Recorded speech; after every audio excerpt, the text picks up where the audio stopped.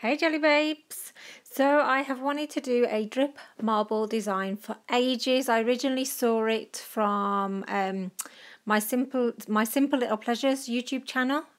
Collette came up with it originally, I think.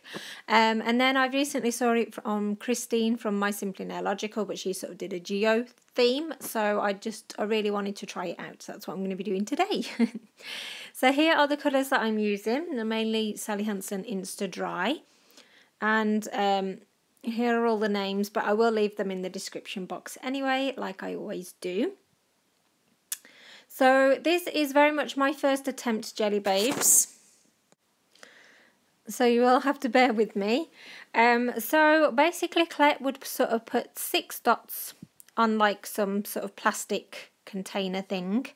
Obviously you don't want to use anything that's you can't use proper removers to remove from it, if that makes sense. So I've just sort of got like a plastic sandwich lid container type thing. And basically you just keep adding drips of your polish into these dots. And this polish here is not wanting to play ball at all. I think it'll probably be easier if your polishes are a little bit runnier, just because it'll help with the spreading.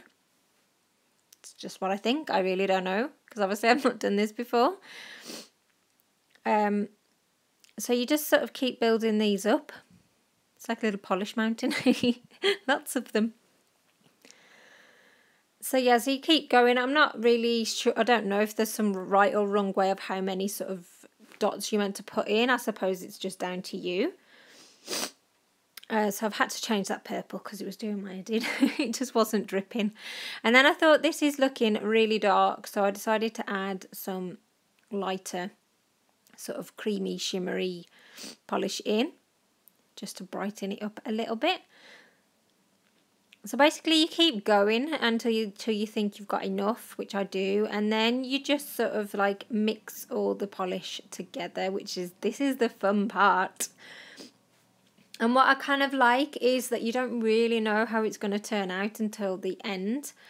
And I love the fact that it's got like a shimmer going all the way through it, from like the holographic and the sort of white shimmer. So I'm probably doing this completely wrong, but hey ho, can only improve with practice. And I've sort of managed to get a massive hole in the middle of it, so that's great, isn't it? So I've gone and done the others off camera. These are still wet, by the way, they haven't dried yet. I did prefer these sort of like plastic lid types, especially circular. I don't know what it was, but I kind of managed to get the swirls, which I preferred the look of. So that's definitely what I'd do next time.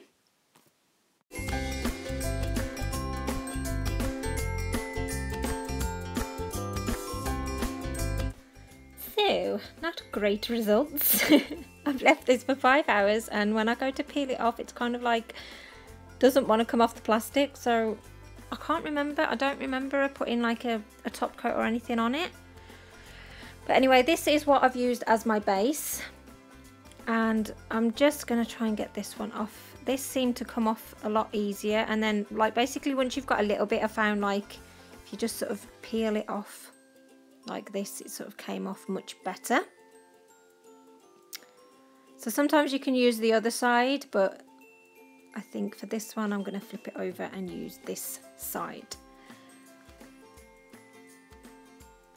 And then basically you just sort of place it in on your nail, and obviously you don't want any bubbles. And you don't want to leave these too long to dry, by the way, because if it goes like too dry, it'll just go brittle, and then it'll go like it'll just crack and be rubbish. So you kind of do want it to have a little bit of sort of elasticity in it, just to be able to sort of mold it onto your nail properly. And then basically you just want to cut off as much excess as possible before you come in with your acetone. So obviously this is like a little bit messy, but obviously not as messy as it would be if you'd done water marble, so it's a plus. And I know you could probably use liquid latex, but I haven't got any and I haven't purchased any more. It's just one of those things, so I've got to do it the old-fashioned way. But to be fair, it comes off easily enough. You just sort of have to keep going at it, like so. So I really like that. I kind of like the swirls in it. It almost looks like a river kind of thing, which is really cool. And then I'm kind of just gonna, on this sort of bit of here, it kind of didn't come off very well and sort of tore, which was really annoying because this is my other swirly one, which I really liked. So I actually went back to like my first one where it went a bit mangled at the edge and kind of just about managed to salvage some of it. So I'm a little bit gutted because I did want to cover all 4 nails, but it'll just have to be the 2 for now. And looking at it, actually the original colour next to it's just a little bit too light, so I'm going to come in with a darker colour. So this is Madame Glam Vivid Purple, and I'm just going to put this on top of this nail just because I think this colour suits better. Because like I say, the polishes were a little loads darker than I anticipated. So with all gel polish, you need to pop this underneath your lamp to dry it. So it's 2 minutes for UV and 1 minute. Actually no, for Madame Glam it's 30 seconds. So you get 30 seconds more time. So this is the end result. I am fairly happy as a first attempt. I think the middle finger is my favourite, and the other one, it's not like a hole, that's just where the white polish is spread and that's how it stayed. So I'm a little bit good I didn't get to do it on all 4 fingers, but there you go. This is my first attempt. I hope you like it, and I will definitely try and come back and perfect this a little bit more. So thanks for watching this tutorial, Jelly Babes, and I'll see you soon. Bye.